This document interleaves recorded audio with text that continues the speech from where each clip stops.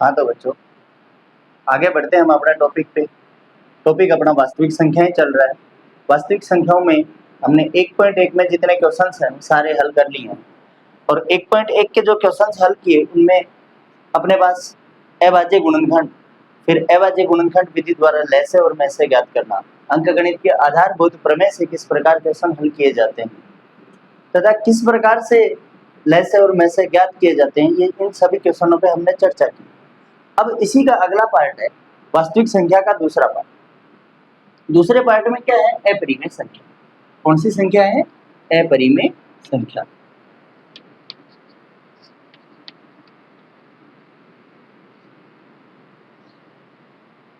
क्या चीज है अपरिमेय संख्या? कि ऐसी संख्या जिस संख्या को p बटा q के रूप में ना लिखा जाए, ऐसी संख्या जिसे p बटा q के रूप में नहीं लिखा जा सकता, p बटा q के रूप में नहीं लिख सकते, वो संख्या कौन सी है? अपरिमेय संख्या। अर्थात ये संख्याएं होती कैसी? जैसे मान लो √2, √3, √5, √7, इसी तरीके से आगे बढ़ते जाएंगे अनंत तक की संख्या। अर्थात कि रूट में आने वाली जितनी भी अपूर्ण वर्ग संख्याएं, अपूर्ण वर्गमूल जिनका वर्गमूल ज्ञात नहीं किया जा सकता, वे सभी संख्याएं इसमें काउंट होती है। कौन सी में? अपरिमेय संख्या। अब अपरिमेय संख्या में एक बात और ध्यान रखना, यदि किसी पूर्ण संख्या में प्लस एक अपरिमेय संख्या जोड़, पूर्ण संख्या में कौन सी जोड़ दें? अपरिमेय संख्या जोड़ दें, तो अपने को क्या मिलती है? अगली जो पूरी की पूरी संख्या होगी वो कौन सी संख्या होगी? अपरिमेय संख्या ही होगी। कौन सी होगी? अपरिमेय संख्या ही प्राप्त होगी। यदि एक पूर्ण संख्या में अपरिमेय संख्या जोड़ दें तो अपने को कौन सी संख्या प्राप्त होगी? अपरिमेय संख्या। दूसरी बात करें, यदि हम पूर्ण संख्या में से अपरिमेय संख्या को घटा दें तब भी अपने को कौन सी संख्या प्राप्त होगी? अपरिमेय संख्या ही प्राप्त होगी। कौन सी संख्या प्राप्त होगी? अपरिमेय संख्या ही प्राप्त होगी। यानी कोई भी पूर्ण संख्या हो या परिमेय संख्या हो, इस संख्या का नाम हम परिमेय संख्या भी बोल सकते हैं इन दोनों की जगह। अगर ऐसा लिख दें कि परिमेय संख्या, तो कोई गलत बात नहीं होगी। परिमेय संख्या में यदि अपरिमेय संख्या को जोड़ा या घटाया जाए तो हमें ऐसा क्या कैसी संख्या प्राप्त होगी? अपरिमेय संख्या प्राप्त होगी। और आगे चलते हैं कि यदि परिमेय संख्या को अपरिमेय संख्या से गुणा किया जाए, अपरिमेय संख्या से गुणा किया जाए, तब भी अपने को कौन सी संख्या प्राप्त होगी? अपरिमेय संख्या ही प्राप्त होगी। कौन सी संख्या प्राप्त होगी? अपरिमेय संख्या। एक बात और, परिमेय संख्या में यदि भाग दे दें हम अपरिमेय संख्या का, इस स्थिति में भी क्या होगी? अपरिमेय संख्या प्राप्त होगी।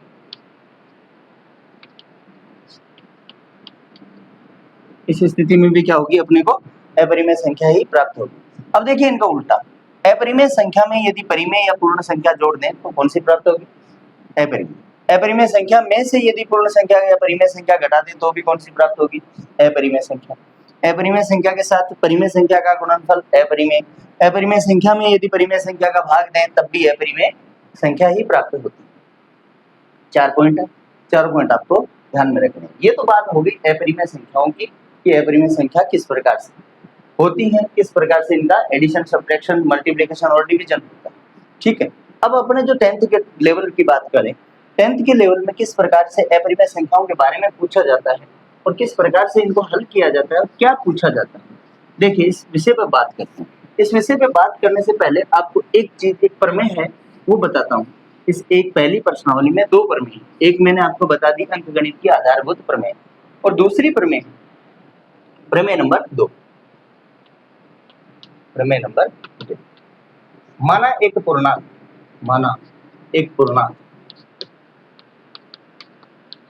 P इस प्रकार है कि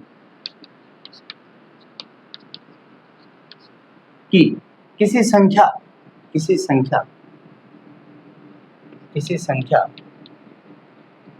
a के वर्ग को विभाजित करता हूं कौन? एक पूर्णांक p इस a के वर्ग को विभाजित करता है तो यह p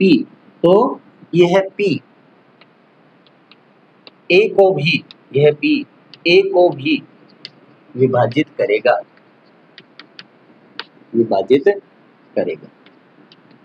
कहने का मतलब ये है कि कोई भी पूर्णांक मान लीजिए वो किसी दूसरी संख्या a, कोई भी संख्या हमने मान ली a के वर्ग को, यानी a के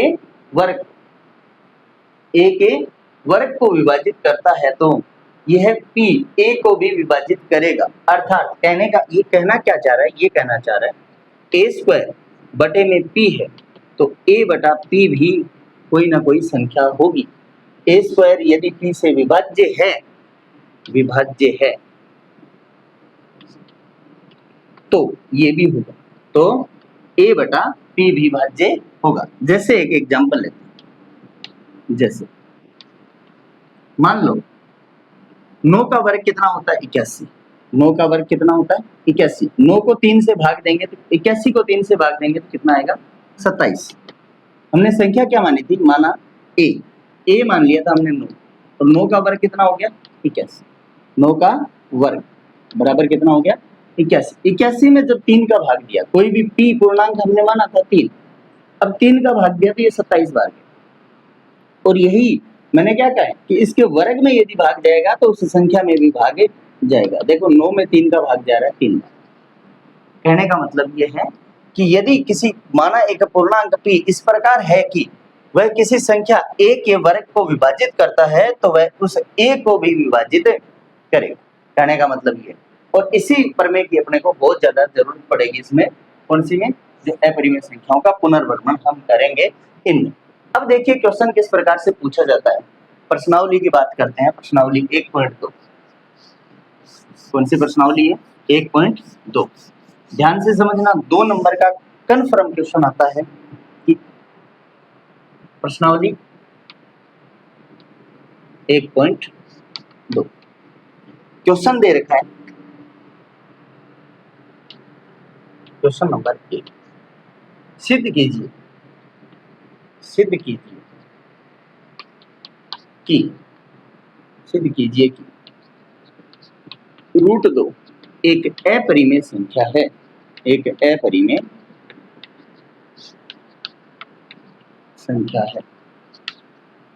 सिद्ध कीजिए कि √2 एक अपरिमेय संख्या है।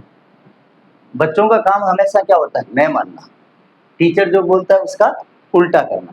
तो मैं यहाँ पे आपको बोल रहा हूँ इसका उल्टा कीजिए। इसका क्या कीजिए? उल्टा कीजिए। कैसे करेंगे हम उल्टा? हमेशा देखना, बच्चे को जैसे टीचर बोलता है कि पढ़ लो, तो बच्चे क्या करते हैं? पढ़ाई नहीं करते। बहुत कम बच्चे होते हैं जो टीचर का कहना मान के पढ़ाई करते हैं। तो यहाँ पे मैं आपको बोल रहा हूँ कि आपको ये बोल रहा है कि √2 एक अपरिमेय है, ये सिद्ध करना है। आपको क्या करना है? इसका उल्टा कर दीजिए। माना, और गणित में जिसको मान लेते हैं ना वो आ ही जाता है। माना √2 एक परिमेय संख्या है। √2 एक परिमेय संख्या है। क्या माना हमने? कि √2 एक परिमेय संख्या। इतनी सी बात करनी है। यहाँ क्या दे रखा था? अपरिमेय, और यहाँ हमने क्या कर दिया? इसको परिमेय। ये अपनी मर्जी कर दिया तो कर दिया। देखिए अब जब मैंने परिमेय कर ही दिया इसको, तो मैं √2 को क्या लिख सकता हूँ? p बटा q। √2 को क्या लिख सकता हूँ? p बटा q, जहाँ p तथा q सह अभाज्य संख्याएं हैं। जहाँ p तथा q सह अभाज्य संख्याएं हैं और q बराबर नहीं है 0 के। क्या इतनी बात सही? q तो बराबर 0 के नहीं होगा। क्यों नहीं होगा? क्योंकि परिमेय संख्या में हर का मान कभी भी शून्य नहीं होता। और इनको मैंने क्या मान लिया? p और q सह अभाज्य संख्या है। जब सह अभाज्य संख्याएं होंगी इसका मतलब p और q के कोई गुणनखंड नहीं होंगे, एक के अलावा उनका कोई भी गुणनखंड नहीं होगा। देखिए अब जो अपने पास में √2 बराबर p बटा q है, इस दोनों का वर्ग कर दो, दोनों तरफ वर्ग करने पर, दोनों तरफ वर्ग करने पर, जब हमने वर्ग किया इनका दोनों तरफ, तो √2 का वर्ग किया, और इधर क्या करेंगे p बटा q का वर्ग। यहाँ कितना आ जाएगा, जैसे ही √2 का वर्ग करेंगे 2 आएगा, और इधर आएगा p स्क्वायर बटे में q स्क्वायर। अब मैं q स्क्वायर का मान निकाल देता हूँ, q स्क्वायर का मान निकालूंगा, यहाँ पे बटे में क्या है, एक वज्र गुणा कर दूंगा, 2q स्क्वायर बराबर आ गया p स्क्वायर, और q स्क्वायर का मान जैसे ही निकालूंगा तो कितना आ जाएगा, p स्क्वायर बटे में 2। ये समीकरण क्या होगी अपनी, एक। क्या लिखा है मैंने, p स्क्वायर बटे में 2। परमेय याद करो, परमेय में क्या कहा था, यदि a स्क्वायर को p विभाजित करता है तो a को भी p विभाजित करेगा, अर्थात p स्क्वायर को 2 विभाजित कर सकता है, p स्क्वायर को क्या कर सकता है, 2 विभाजित कर रहा है, तभी तो q स्क्वायर आया। p स्क्वायर को यदि 2 विभाजित कर सकता है तो p को भी क्या करेगा, 2 विभाजित करेगा। मतलब यहाँ से क्या लिख सकते हैं हम, क्या लिख सकते हैं, परमेय 1.2 से p का एक गुणनखंड, p का एक गुणनखंड, p का एक गुणनखंड क्या है, 2। यहां से ये बात कर सकते हैं। अब मान लो जैसे किसी संख्या का कोई गुणनखंड 2 है, कोई भी संख्या, किसी संख्या का गुणनखंड 1 तो 2 है, बाकी का अपने को पता नहीं, बाकी का पता नहीं, इसका मतलब यहाँ कुछ भी मान सकते हैं। यहाँ पे मान लो मैं मान लेता हूँ r, तो मैं p को क्या लिख सकता हूँ, p बराबर 2r लिख सकता हूँ या नहीं लिख सकता, p बराबर क्या लिख सकता हूँ, 2r। देखिए जैसे p बराबर 2r लिखूंगा तो इसका वर्ग कितना आएगा, 4r स्क्वायर, इसको 2 से भाग दूंगा तो कितना बचेगा, 2r स्क्वायर, और ये p का मान हो गया। p का मान कुछ ना कुछ अलग था, और ये p का मान हो गया, तो मैं p को क्या लिख सकता हूँ, 2r लिख सकता हूँ। चलिए हम लिख देते हैं p का मान 2r। p बराबर 2r समीकरण 1 में रखने पर, यहां से p बराबर 2r समीकरण 1 में रखने पर, p बराबर 2r समीकरण 1 में रखेंगे तो अपने पास समीकरण रही q स्क्वायर बराबर 2r बटे में 2, और ऊपर वाले का क्या हो जाएगा, स्क्वायर। 2r का स्क्वायर करेंगे तो कितना आएगा, q स्क्वायर बराबर 4r स्क्वायर बटे में 2, 2 से काटेंगे 2 बार कटेगा, और यहाँ से क्या आ गया, q स्क्वायर बराबर 2r स्क्वायर, और यहाँ से अगर r स्क्वायर का मान निकालते हैं, r स्क्वायर बराबर क्या आएगा, q स्क्वायर बटे 2, और वो की वो बात हो गई। यहाँ किसका मान निकाला था, q स्क्वायर का मान निकाला था, p स्क्वायर बटे 2, और यहाँ हमने r स्क्वायर का मान निकाल लिया, q स्क्वायर बटे 2। क्यों निकाला हमने p और q के बारे में ही, क्योंकि अपने सहअभाज्य संख्याएं क्या है, p और q है, इसलिए यहाँ से परमेय 2.1 से, परमेय 1.2 से q का एक गुणनखंड, q का सॉरी इसको समीकरण नंबर 2 नाम दीजिए, और यहाँ लिख दीजिए नीचे परमेय 1.2 से q का एक गुणनखंड, q का एक गुणनखंड क्या है, 2 है, q का एक गुणनखंड क्या है, 2 है। अब देखो अपनी बात गलत हो रही है, यहाँ पे p तथा q सहअभाज्य संख्याएं हैं, क्यों है, क्योंकि हमने √2 को क्या माना था, परिमेय माना था, और ये क्या आ गई, सहअभाज्य संख्या, इसका मतलब इनका एक के अलावा कोई गुणनखंड नहीं हो सकता, लेकिन हमने क्या कर लिया, इनके गुणनखंड ज्ञात कर लिए। समीकरण 1 व 2 से, समीकरण 1 व समीकरण 2 से p तथा q का एक अन्य गुणनखंड 2 है, जो संभव नहीं, और यह विरोधाभास, ऐसा विरोध कैसे हुआ, हमने मानी सहअभाज्य संख्या थी लेकिन यहाँ गुणनखंड आ गया, ये विरोधाभास नहीं है, और यह विरोधाभास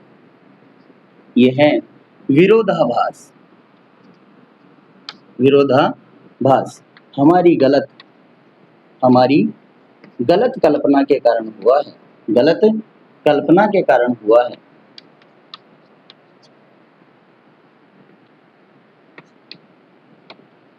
और गलत कल्पना हमने हमारे अपनी क्या की थी, गलत क्या माना था कि रूट 2 एक परिमेय संख्या है, ये हमने क्या माना था, क्वेश्चन के विपरीत हमने माना था, इसलिए हमें ये हमारी गलत कल्पना के कारण हुआ है कि रूट 2 एक परिमेय संख्या है, परिमेय संख्या है,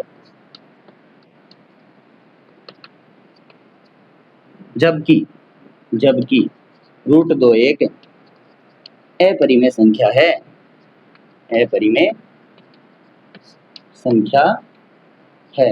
और यही तो अपने को सिद्ध करना था, यहाँ लिख सकते हैं इति सिद्धम, क्या लिख सकते हैं, इति सिद्धम। देखिए क्वेश्चन को दोबारा से पढ़ते हैं और क्वेश्चन को एक बार फिर समझते हैं। सिद्ध कीजिए कि रूट 2 एक अपरिमेय संख्या है। मान लिया हमने, सबसे पहले ये क्वेश्चन दिया गया था कि रूट 2 एक अपरिमेय संख्या, मान लीजिए अपरिमेय दिया गया, मानना अपने को उल्टा माना हमने, रूट 2 एक परिमेय संख्या। जैसे ही परिमेय मान लिया, परिमेय मानते ही अपने दिमाग में आ जाता है कि p बटा q के रूप में होगा, रूट 2 बराबर p बटा q, जहां p तथा q सह अभाज्य संख्या है। मैंने सह अभाज्य क्यों मानी, क्योंकि इनका p और q का यहाँ एकदम सिंपलेस्ट फॉर्म में, सरलीकृत रूप में है, इसका मतलब इससे आगे हुई इनके टुकड़े नहीं हो सकते, तो इनको क्या मान लिया मैंने, सह अभाज्य संख्या, और q बराबर नहीं है 0। तो ये जो पहले हमने माना है, इसका दोनों तरफ कर दिया वर्ग करते ही रूट 2 का वर्ग बराबर p बटा q का वर्ग, यहाँ वर्ग करते ही 2 आएगा बराबर p बटा p स्क्वायर बटे में q स्क्वायर, 2q स्क्वायर बराबर आ जाएगा p स्क्वायर, और q स्क्वायर का मान आएगा p स्क्वायर बटे में 2, समीकरण नंबर 1। प्रमेय 1.2 मैंने अभी थोड़ी देर पहले पढ़ाई थी आपको, प्रमेय 1.2 से p का एक गुणनखंड 2 है। यहाँ से पता क्या चला अपने को कि इसका एक गुणनखंड क्या है, 2। जब गुणनखंड है तो p बराबर 2r हम लिख सकते हैं, कोई अन्य संख्या है r, यहाँ पे कोई ना कोई पूर्णांक है, समीकरण 1 में रखने पर, समीकरण जब 1 में रखा तो q स्क्वायर बराबर 2 का वर्ग कितना हो जाएगा, 4r स्क्वायर, 2 को 2 से काटेंगे 2 आएगा। यहाँ पे क्या हो गया, थोड़ा काटा हुआ सही नहीं लिख रहा आपको, यहाँ समझ में नहीं आएगा, इसको 4 को ऐसे लिख देते हैं और ये काट दीजिए, 4 को हमने काटा तो 2 आया, q स्क्वायर बराबर 2r स्क्वायर, r स्क्वायर बराबर q स्क्वायर बटा 2, सेम वही चीज बन गई समीकरण 2, सरी पर में 1.2 से q का एक गुणनखंड 2 है। अब समीकरण 1 और दोनों को देखेंगे तो यहाँ से p और q दोनों का ही गुणनखंड आ गया, जो कि हमने माना ही नहीं था, होना ही नहीं चाहिए था, क्योंकि सहअभाज्य संख्या इसका मतलब 1 होना चाहिए था। समीकरण 1 व 2 से p तथा q का एक अन्य गुणनखंड 2 है, जो संभव नहीं है, और यह विरोधाभास हमारी गलत कल्पना के कारण हुआ है कि रूट 2 एक परिमेय संख्या है, जबकि रूट 2 एक अपरिमेय संख्या है। अब आपको एग्जाम में चाहिए यहाँ पे रूट 2 की जगह रूट 3 मिल जाए, रूट 5 मिल जाए, रूट 7 मिल जाए, रूट 8 मिल जाए, तो आपको क्या करना है, कुछ नहीं करना, जहां जहां 2 दे रखा है वहां जो मिले, 2 मिले, 3 मिले तो यहाँ 3 कर देना, 5 मिले तो यहाँ 5 कर देना, 8 मिले तो यहाँ पे 8 कर देना, 6 मिले तो 6 कर देना।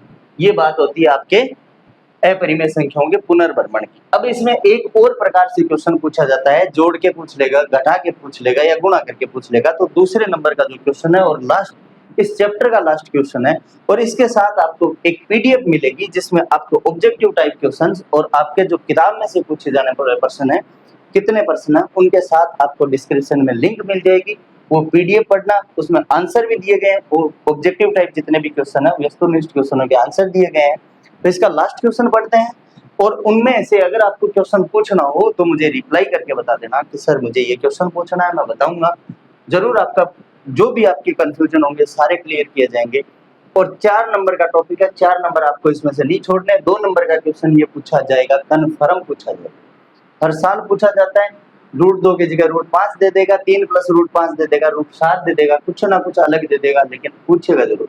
अब ये तो इतना बड़ा है, अगर अकेला डिजिट आ जाए तो इतना बड़ा अपने को प्रोसेस करना पड़ेगा, लेकिन ये जोड़ बाकी गुणा भाग वाला आए तब अपने को इतना प्रोसेस नहीं करना पड़ेगा। देखिए नोट कर लेना इस क्वेश्चन को, सबसे सिंपल भाषा में पढ़ाया आपको, सबसे अच्छी भाषा में पढ़ाया, याद करने की जरूरत नहीं है, पूरा का पूरा आपको ढंग से देखना है। अगला क्वेश्चन, दूसरे प्रकार का क्वेश्चन कैसा मिलता है वो देखिए।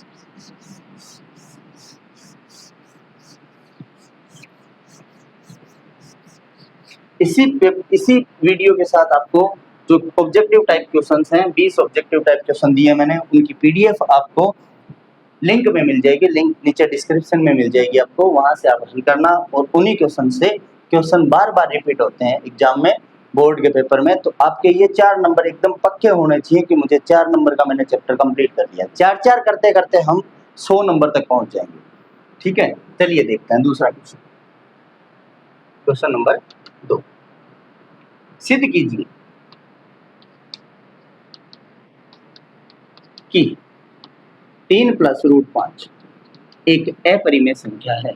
एक अपरिमेय संख्या है। एक अपरिमेय संख्या है। वही बात, सीधी सी बात है, आपको अपरिमेय दे रखा है, लेकिन आपको क्या मानना है? परिमेय। आपको अपरिमेय दे रखा है, मानना क्या है? अपरिमेय। उल्टा तो हमेशा ही करते हैं। मान लीजिए, माना 3 प्लस रूट 5 एक परिमेय संख्या है। एक परिमेय संख्या है, ठीक है, मान लिया, नो प्रॉब्लम। आगे चलते हैं, यहां से आगे बढ़े। तो जब परिमेय मान लिया है तो इसको मैं क्या लिख सकता हूँ? 3 प्लस रूट 5। यहाँ आप अपनी इच्छा से p बटा q मान सकते हो, a बटा b मान सकते हो, जहाँ a तथा b पूर्णांक हैं।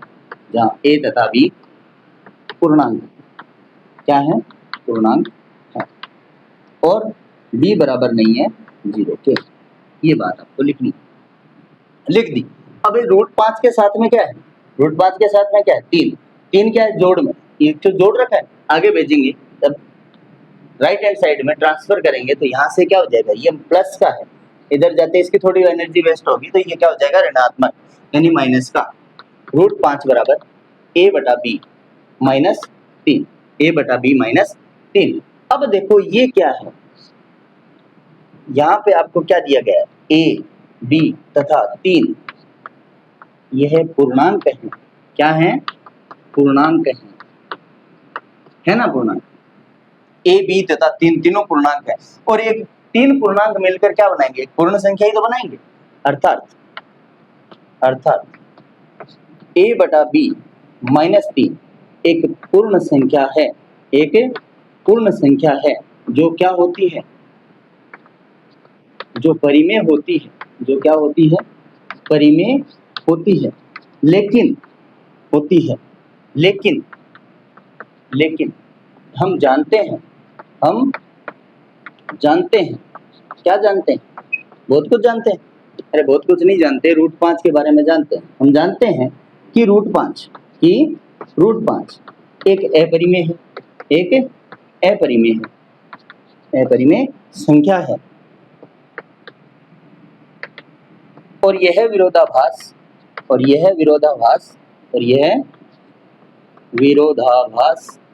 हमारी गलत कल्पना के कारण हुआ है।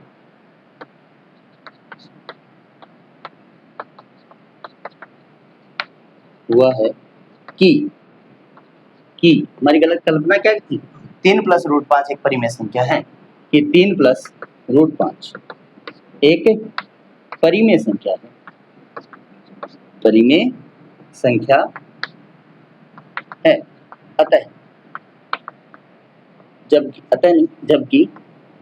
जबकि 3 प्लस रूट 5 एक अपरिमेय संख्या है। एक अपरिमेय संख्या है। इति सिद्धम। मुझे संस्कृत भी आती है, और इतनी संस्कृत आती है कि मैं इति सिद्धम लिख सकता हूँ। टॉपिक आपका क्लियर, कंप्लीट। इसके 1.2 में जितने भी क्वेश्चंस हैं वो हल करना, और आपको जो पीडीएफ मिले लिंक में, उस पीडीएफ के क्वेश्चंस भी आपको हल करना है। धन्यवाद।